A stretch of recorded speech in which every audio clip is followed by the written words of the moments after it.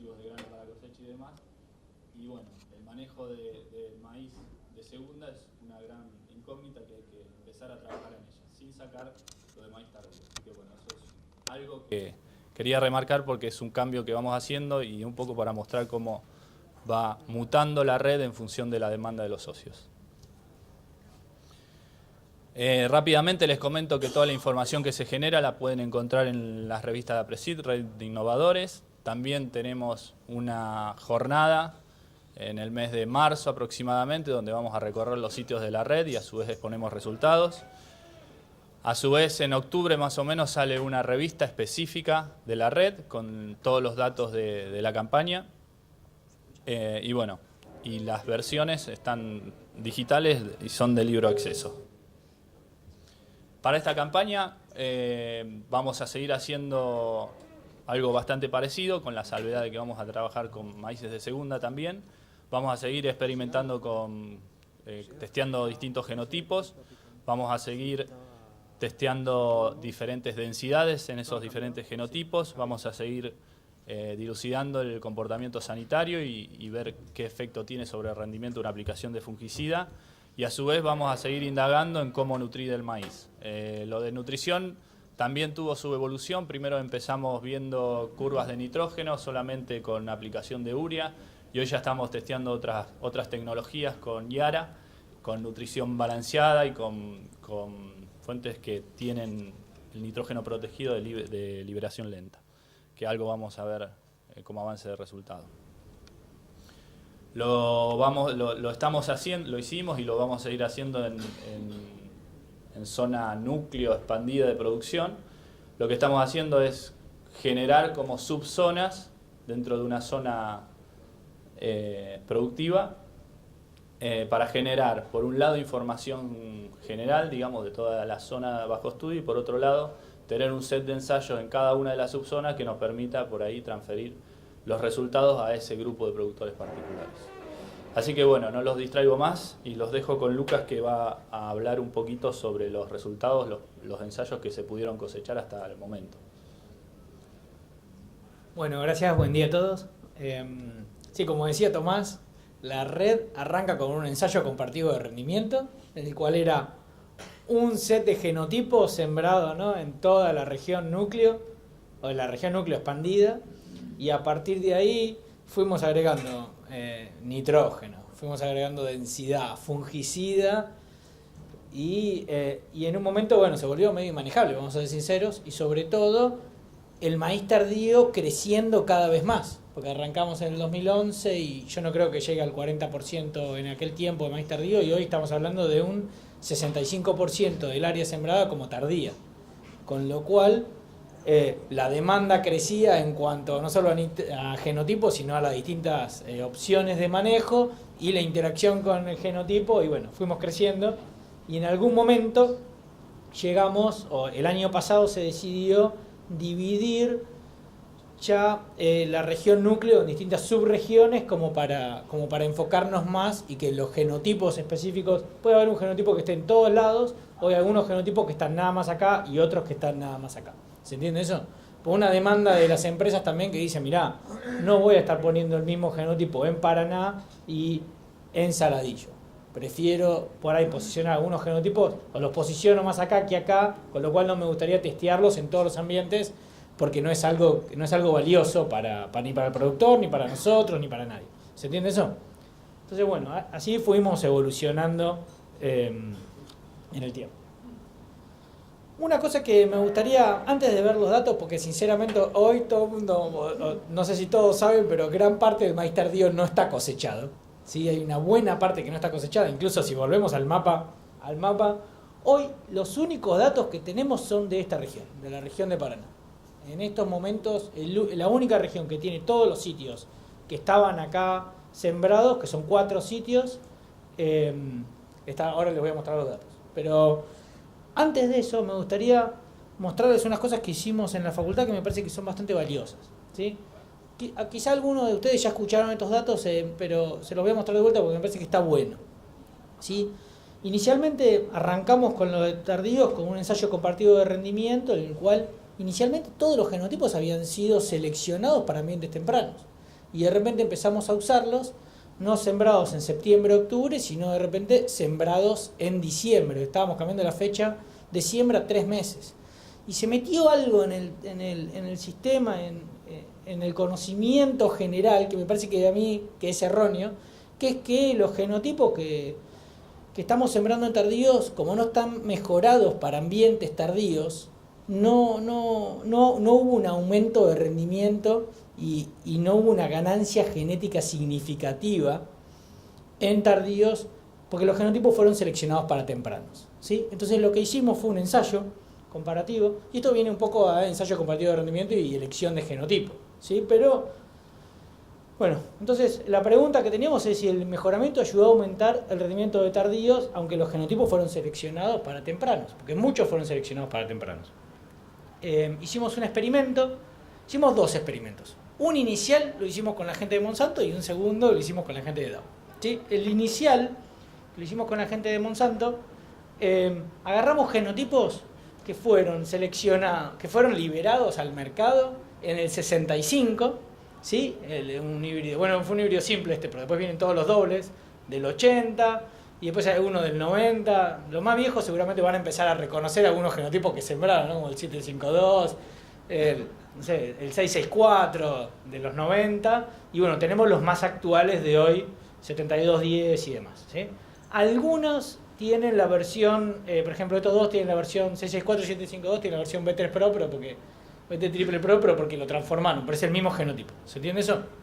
Y lo que hicimos fue sembrar estos 32 genotipos en una fecha de siembra temprana de fin de septiembre y en una fecha de diciembre, del 20 de diciembre. Y lo sembramos en 2 densidades, porque de vez en cuando es difícil comparar un genotipo nuevo y viejo en la misma densidad, ¿sí? Yo lo de densidad lo voy a simplificar un poco, le voy a mostrar nada más. Hay una triple interacción genotipo por fecha de siembra por densidad, pero la realidad es que el genotipo explica casi toda la variación, con lo cual le voy a mostrar los datos tempranos y tardíos por genotipo. ¿Está bien esto? Esto es lo que da, si ponemos rendimiento y año de liberación al mercado del genotipo viejo y los genotipos nuevos. ¿Sí? Hoy, si sembramos acá cerca de Rosario, en Zavalla, el genotipo del 65 nos está rindiendo algo de 8.000 kilos. Esta es la fecha de septiembre, ¿sí? Los genotipos nuevos nos están rindiendo algo de, en este ambiente que nos tocó, algo de 12.000, 13.000 kilos. ¿Se entiende eso? Hubo una ganancia por año de 103 kilos por hectárea por año. O sea, todos los años estamos generando, o el programa de mejoramiento de Monsanto está sacando genotipos que nos van ganando en rendimiento y van a aumentar el rendimiento en 113 kilos por hectárea por año. Cada 10 años estamos aumentando el rendimiento por ganancia genética en 1.000 kilos, para llevarse una idea más o menos. ¿Está bien eso? Y esto era más o menos predecible, la tasa es más o menos la que está descrita en la literatura y demás. Lo que hicimos nosotros fue sembrar estos mismos genotipos en tardío. Yo les estoy mostrando la media de las 2 densidades, porque la verdad es que la densidad hace más ruido que otra cosa. La densidad alta rindió un poquito más que la baja, y la interacción explica muy poco de los datos. El genotipo se lleva casi todo.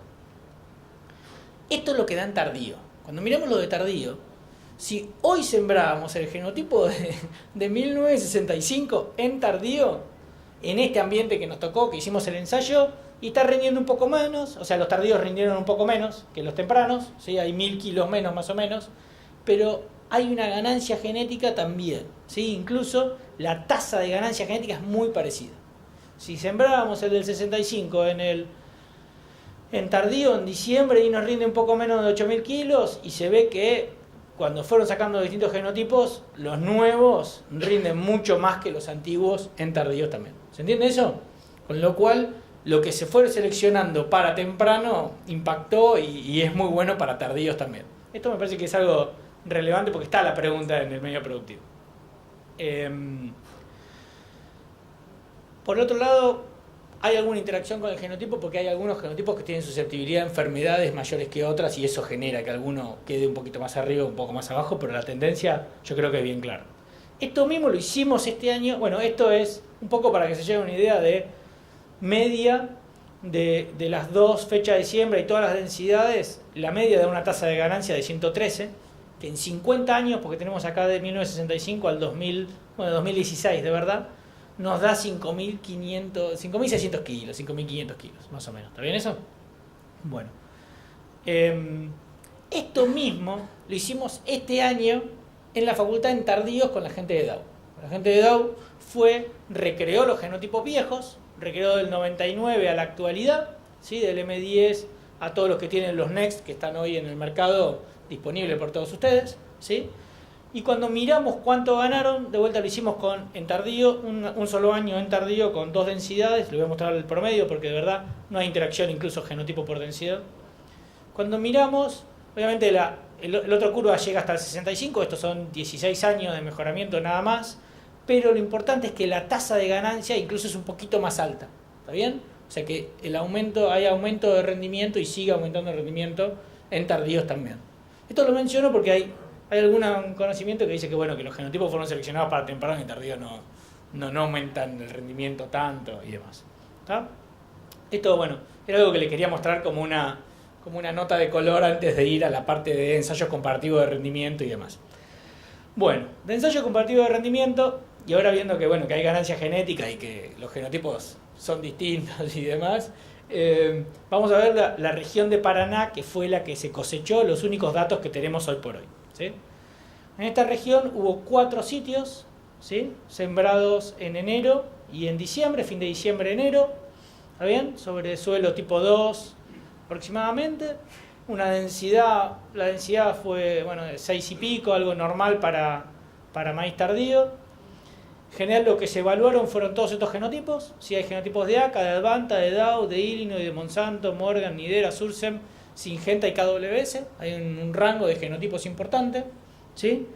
Cuando miramos los datos en cuanto a los 4 sitios media de los sitios, estos datos llegaron creo que el lunes me parece que llegaron, así que el domingo a la noche llegaron, así que domingo lo pasamos a la computadora, dice Tomás.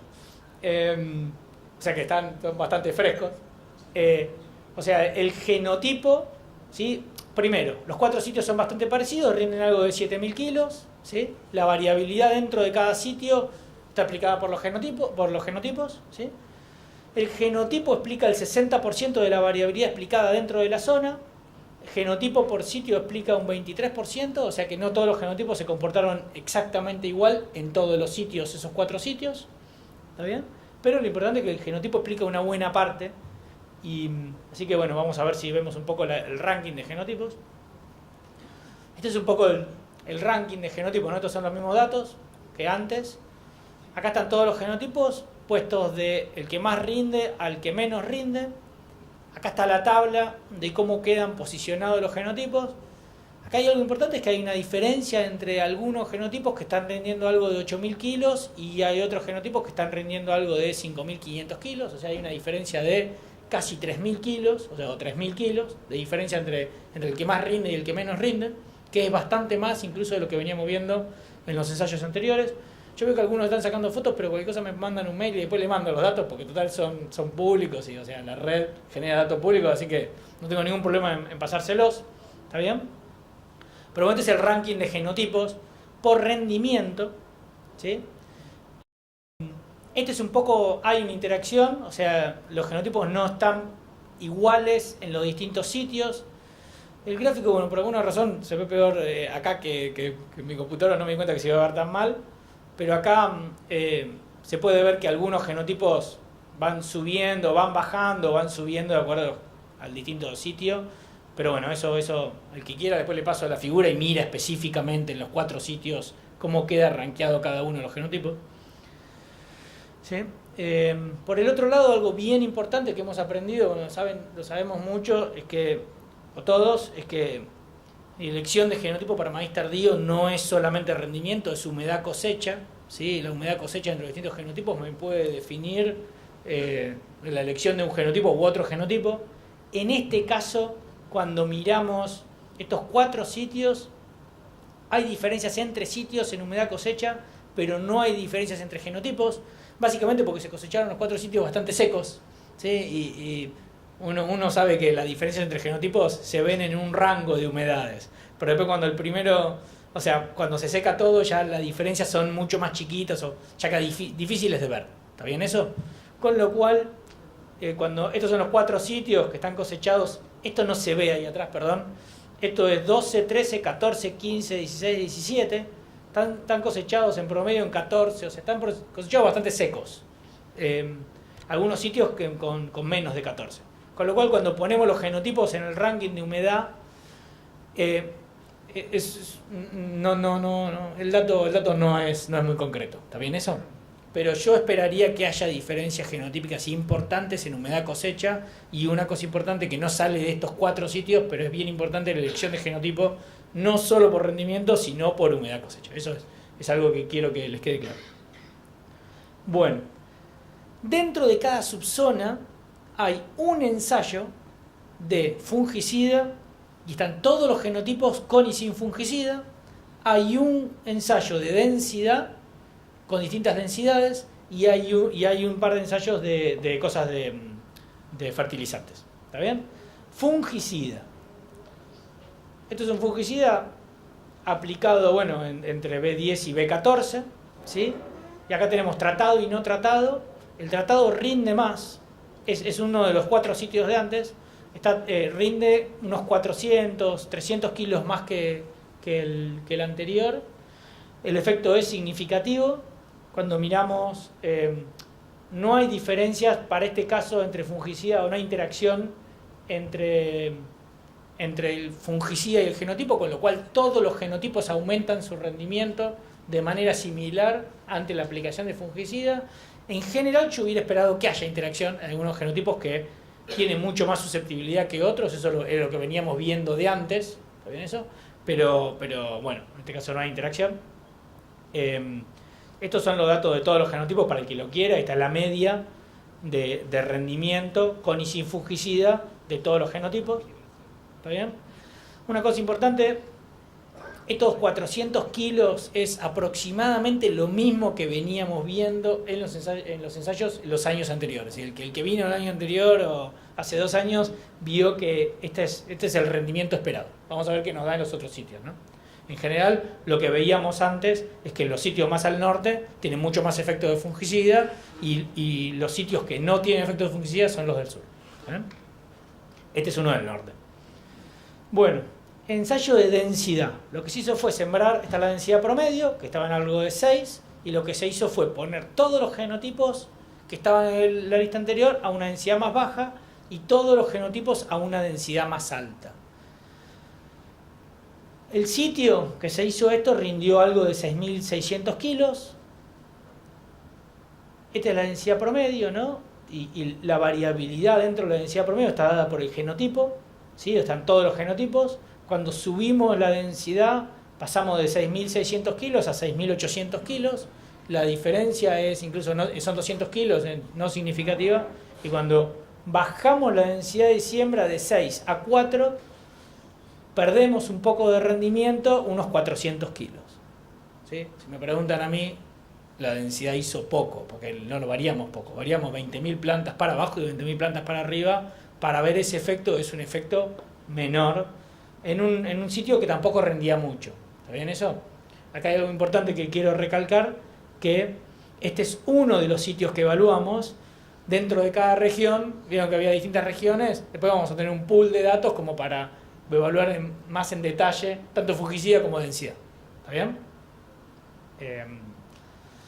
Bueno, este es el ensayo de densidad con todos los genotipos y rendimiento en las 3 densidades. Este es el promedio de todos los genotipos en todas las densidades. Algo importante es que no hay interacción genotipo por densidad. Bueno, el efecto es muy chico, pero tampoco hay interacción, con lo cual todos los genotipos responden igual. ¿Está bien eso? Bueno. Por último, en uno de los sitios hay un ensayo de fertilización, ¿sí?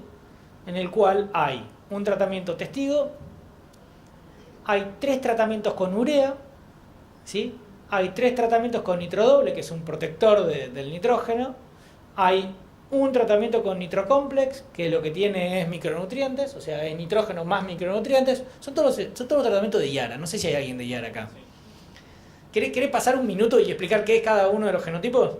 cada uno de tratamiento total. Si es un taller vamos a darle la oportunidad. No, son 120 DN. Hola, ¿qué tal? Yo soy responsable de la zona de Córdoba de desarrollo. Nitrodoble tiene nitrato de amonio, calcio más magnesio, y Nitrocomplex tiene nitrato de amonio, fósforo en forma de polifosfatos, potasio, azufre y magnesio. Un poco los datos muestran que, bueno, que sin nitrógeno el sitio tenía algo de 100 y pico kilos de N a la siembra, eso es algo importante. Les puedo mostrar los datos así, me parece que está un poco mejor. Esto es rendimiento y nitrógeno total a la siembra de suelo más fertilizante, ¿está bien?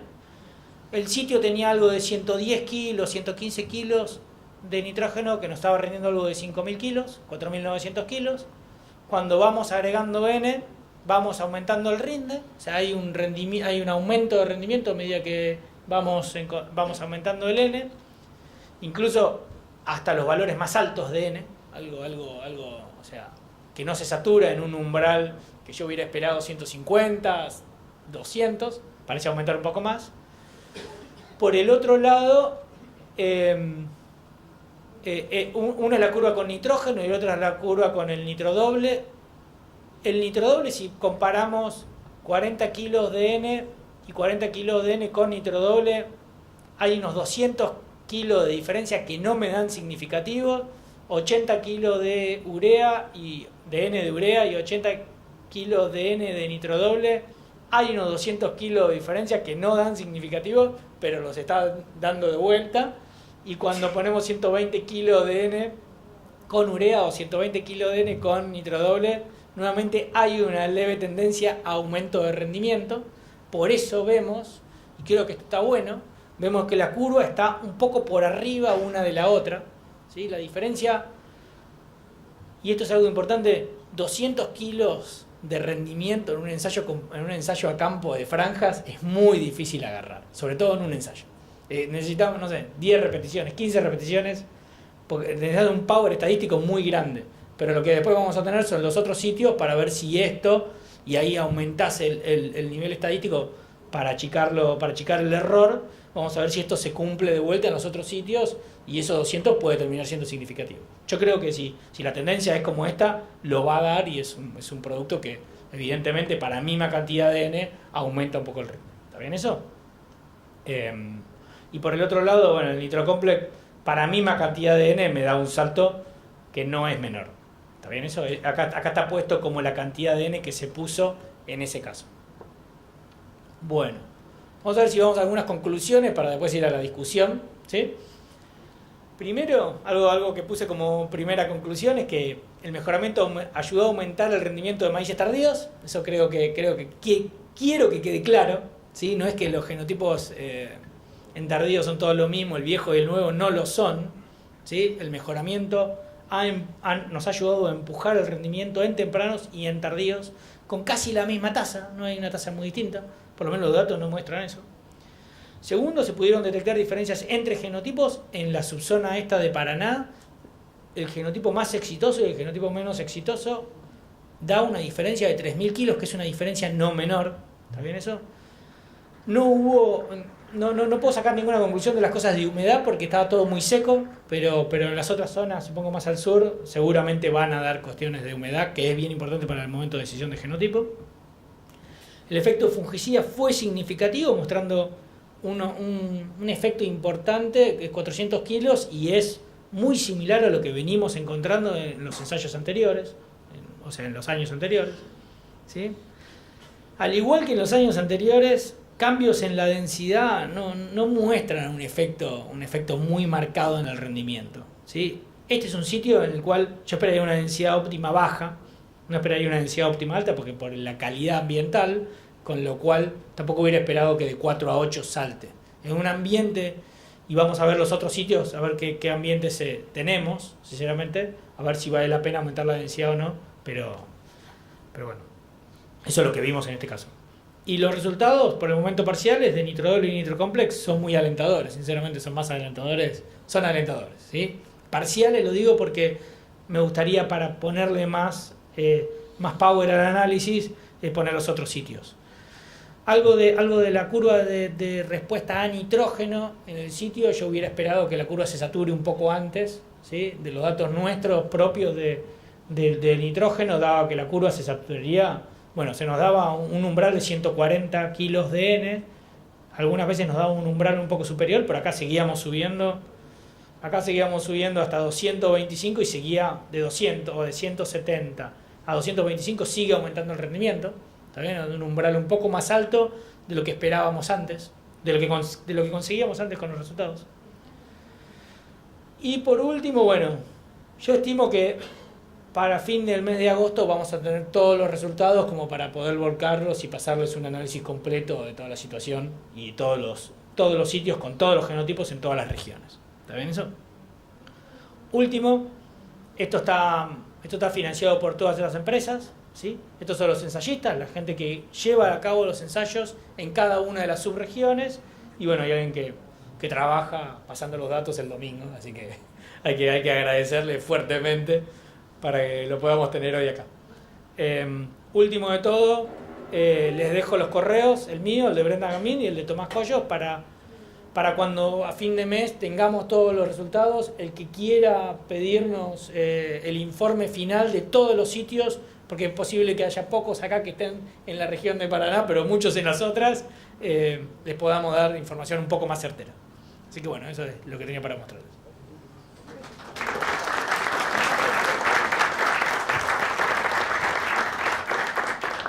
Bien, vamos levantando la mano y vamos preguntando. Primero uno allá, acá y acá. ¿Qué tal, Lucas? Una pregunta, en realidad se ve respuesta a nitrógeno, se ve respuesta a otros nutrientes que en los ensayos también faltaron. La pregunta es, la poca respuesta a densidad, lo veo un poco asociado a solamente la aplicación de nitrógeno por ahí en niveles subóptimos. ¿Cómo verías vos, digamos, la posibilidad de hacer algún ensayo que combine densidad con dosis mayores de nitrógeno y complementando otros nutrientes que también le están poniendo un techo? Mucho de la falta de respuesta a la densidad puede pasar por ahí. Sí, sí. Todos sabemos que la densidad óptima depende de la calidad ambiental, ¿sí? Para una calidad ambiental de 6.000 kilos, tampoco espero que rinda más a 80.000 plantas que a las otras densidades, ¿sí? Los datos nuestros de la red mostraban, porque está en el límite inferior de la calidad de las calidades ambientales que estamos evaluando. Pero en general, los datos de los años anteriores, o sea, por ahí lo tendría que haber traído a colación el gráfico, pero los años anteriores nos daban un efecto positivo de aumento de densidad. ¿Está bien eso? Porque hay muchos sitios que nos están rindiendo 11.000, 12.000, 13.000 kilos en maíces tardíos. Y con 6 plantas de vez en cuando te quedas corto en esos ambientes. ¿Se entiende eso? Este es justo un sitio que tiene una calidad ambiental menor, y por eso espero que tampoco el rendimiento se maximice en las densidades más altas. Eso me parece importante. Y por el otro lado, por el tema del nitrógeno, estoy de acuerdo. O sea, el nitrógeno me va a impactar en la calidad ambiental, y cuanto más nitrógeno haya, espero tener respuesta a densidades más altas.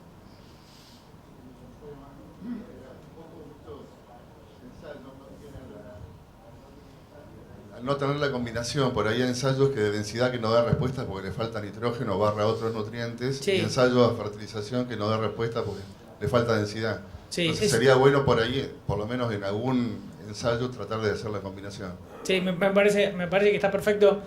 Intentamos modificar los tratamientos uno por uno, porque tampoco la red ya se fue expandiendo a tanta cantidad de cosas, ¿no? Empezamos con ensayo compartido de rendimiento y después la franja de nitrógeno, la densidad, fungicida, distintos tipos de nitrógeno, cómo viene, y no sé, y de repente tenemos un sitio con 100 franjas. Y eso es cualquiera que lo... Sorcín, no sé si está por ahí Sorcín, pero si se le cayó el pelo, ya sabemos por qué es. Sí, tasa de secado. Sí. ¿Lo tienen pensado de medir? No lo tenemos pensado medir en estos ensayos. Yo, por lo menos, nunca estuve en el protocolo para medir. Lo hemos medido en otros ensayos. Yo lo he hecho algunos ensayos con la gente de CREA.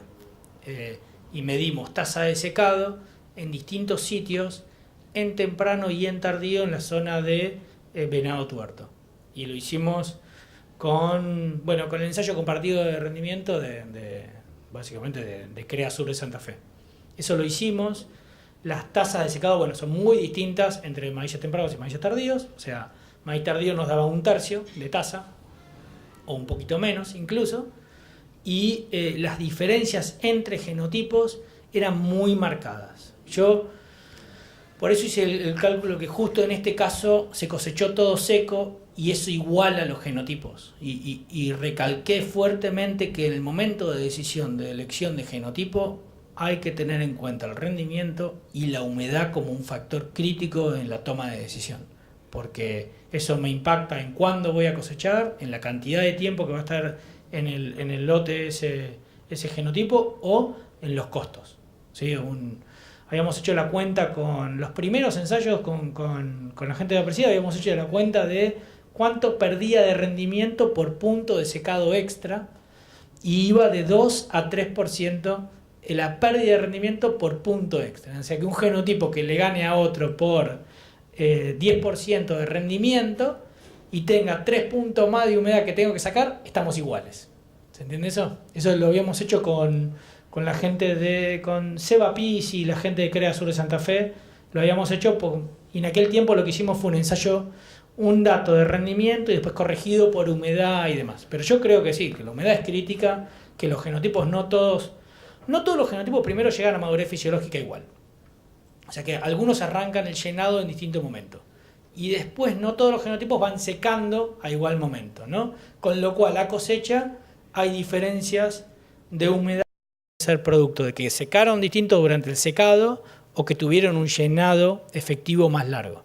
Pero que a cosecha los genotipos son distintos y eso impacta, que tiene que impactar en el momento de decisión de qué genotipo sembrar, sin duda. Sí, Lucas. No, bueno, ya el tema de densidad lo trataste, bueno, iba a hacer una pregunta antes, pero se fue para atrás el micrófono, ¿no? O sea, en años anteriores, una de las cosas que en otros años que presentaste la charla, quedaba medio que la densidad más óptima se acercaba a un 10-15% de lo que usamos en maíces de primera. Acá vuelve a darse la inconsistencia. Pero bueno, no sé si... Y también es cierto que cuando mostraste las curvas de genotipos, que siempre la siembra tardía está un escalón más abajo en rinde, en promedio. Sí, sí. O sea, no sé si para esa baja de rinde, esta baja densidad tienen un criterio o no, no sé. Yo, como promedio, yo esperaría que el rendimiento del tardío baje un poquito con respecto al temprano, por lo menos para la zona núcleo, ¿sí? Como promedio. Pero hay situaciones, por ejemplo, este año hay situaciones en las cuales los tardíos nos rindieron mucho más que el temprano. En esta zona, cerca de Rosario, ¿no? En diciembre fue realmente muy seco. Y esos maíces que se sembraron en septiembre, que florecieron en diciembre, con la seca rindieron 7.000 kilos y los tardíos rindieron, no sé, 11.000 kilos. ¿Sí? En ese caso, la densidad óptima del tardío fue mayor que la densidad óptima del temprano. ¿Se entiende eso? Porque le tocó un índice ambiental mucho mejor. Eso es algo importante a tener en cuenta. ¿Más preguntas?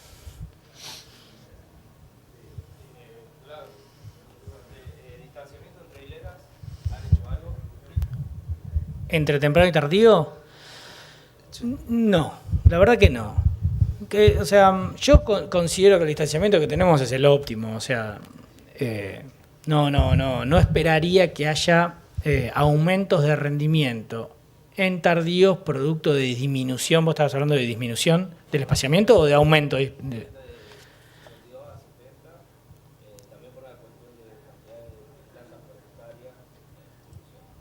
Sí, o sea, yo de 52 a 70, tanto en temprano como en tardío, no esperaría grandes cambios en el rendimiento. ¿Está bien? Eso por lo menos para la zona núcleo. ¿Sí? Porque básicamente la intercepción de radiación va a ser muy parecida. Entre 52 y 70, el de 70 va a llegar un poquito más tarde, si estamos hablando de intercepción de radiación. Si nos metemos con agua, la gran verdad es que entre 70 y 52, misma densidad, estamos hablando de misma densidad, la verdad es que no esperaría grandes cosas. yo entiendo que hay un montón de gente que está hoy por hoy pensando en disminuir un poco el espaciamiento, producto de que usa la misma sembradora para soja que para maíz, y en soja hay efectos importantes, sigue habiendo efectos importantes de disminuir el espaciamiento para la zona núcleo, o sea, de 52 pasar a cosas menores, te impacta en el rendimiento, con lo cual yo creo que es una muy buena práctica para soja, y para maíz no creo que tenga efecto negativo, eso es lo que yo pienso, primero. Por último, lo de distanciamiento planta-planta, sí, cuanto más distanciamiento tenés, el cuerpo va trabajando más, o sea, pone más plantas por metro, con lo cual podés tener más fallas en el distanciamiento planta-planta, pero eso es algo bueno que se puede modificar con velocidad de siembra, o sea, o lo que sea. Sí, el momento de aplicación del fungicida y del fertilizante. El momento de aplicación del fungicida fue entre B10 y B14, o sea, ahí en vegetativo. Bueno, el ápice ya estaba en reproductivo, pero en ese momento.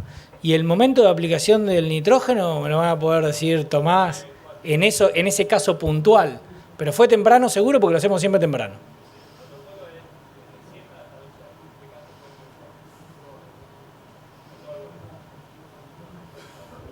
Lucas. No, en ensayo no. En ensayo esto es no regado. Momento, esto es una pregunta importante. Los ensayos estos son no regados, en campo de productores de Aprecid, y los ensayos están hechos en franjas de 200 metros mínimo y 6 surcos mínimo, con la sembradora del productor y con la cosechadora del productor. Y en general tienen 2 o 3 repeticiones de acuerdo al ensayo específico.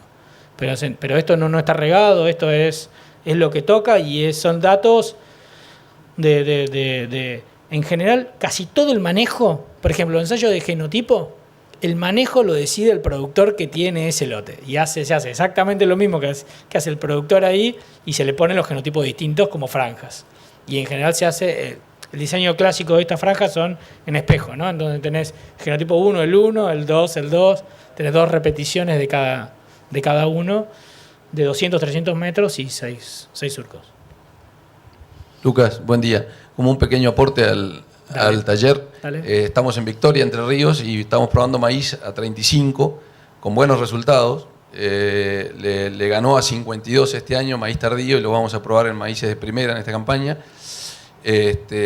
Nuestro objetivo era ganarle a las malezas, cubrir y mejor uso de los recursos, ¿no? Como dijiste vos, manteniendo las densidades constantes. O sea, a 35 van 2.2 granos en el metro versus 3,4 que estamos poniendo a 52.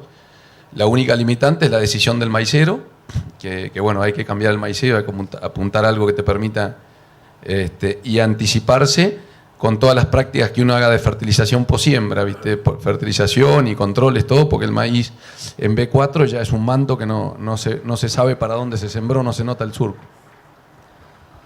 Está bien, perfecto. No puedo decir nada. La realidad, de vez en cuando, yo hipotetizo y la realidad es esa. Así que, pero yo esperaría que no haya grandes diferencias. Es cuando pasamos de 70 a 52.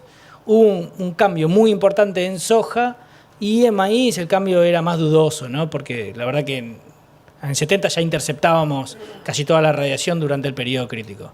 Pero y había casos, viste, no sé, eso ya fue hace tiempo, ¿no? Pero había un ensayo que te daba significativo, otro que no, y demás. Pero bueno, es lo que yo hipotetizo. Bueno, tenemos tiempo para una pregunta más. Acompañar a los ensayos un balance hídrico y registro de temperatura por estrés térmico, con una estación. ¿No nos daría también una información bastante interesante? Sí, una cosa que yo no mostré, pero que hicimos en los años anteriores, fue cuando tuvimos... la red esta tiene algunas cosas que están muy buenas. Desde mi punto, yo soy investigador, así que lo veo desde otro punto de vista, que los productores que sacan qué genotipo sembrar, yo le voy sacando otra cosa a cada uno le va sacando algo distinto, ¿no? Pero lo que hicimos...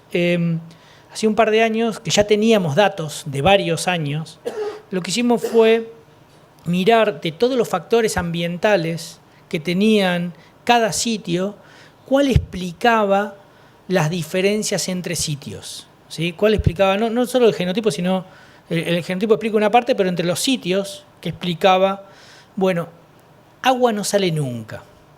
Agua no salió, cosa que yo, como fisiólogo, uno siempre pone, ¿viste? El agua, el maíz es lo más importante. Bueno, maíz temprano, sí, pero maíz tardío en general no salía lluvias durante el ciclo del cultivo, no salía agua y sí salían otras cosas, ¿sí?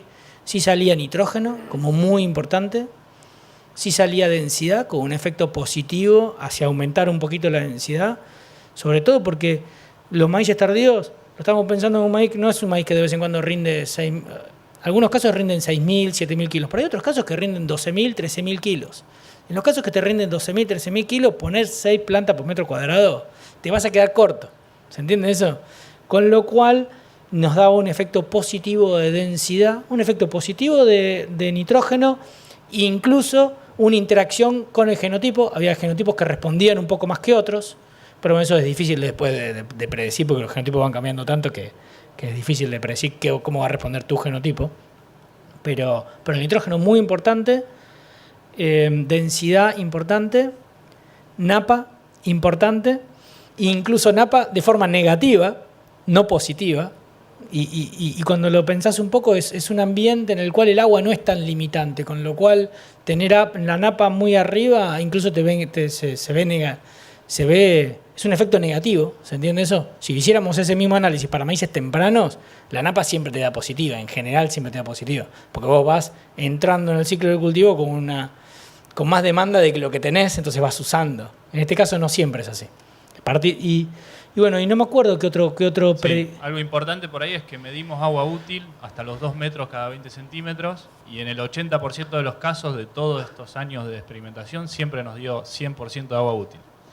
Por eso parte de la no explicación y el efecto negativo de la napa. Acá tenés dos situaciones, ¿no? Que partís del agua útil 100% llena y después estás poniendo la floración en un periodo en el cual tenés un poquito más de oferta y un poquito menos de demanda porque tenés menos temperatura, menos intensidad de radiación, un poquito más de nubosidad. Y te da un balance hídrico mucho mejor. ¿Está bien eso? Para esa una parte de la pregunta. Y la otra parte, bueno, no sé si me perdí algo. Pero esos fueron los predictores que más explicaban la diferencia entre... bueno, y después tipo de suelo, ¿no? Tipo de suelo nos daba algo importante. Esos eran los predictores que explicaban las diferencias entre los sitios que evaluamos.